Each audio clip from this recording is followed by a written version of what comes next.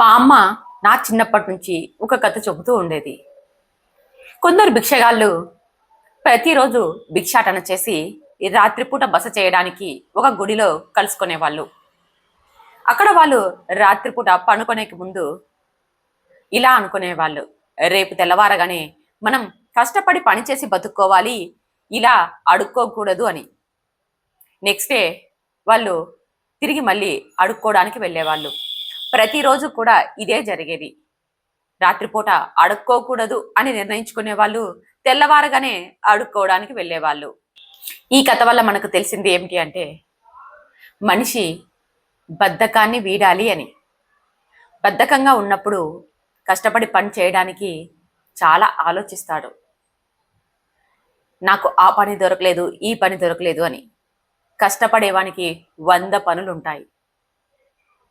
బద్ధకంతో సాకులు చెప్పేవాడికి 1000 వంకలుంటాయి. మరి మీరు కష్టపడి గౌరవంగా బతుకుతారా, లేక బద్ధకంతో సాకులు చెప్తూ ఉంటారా?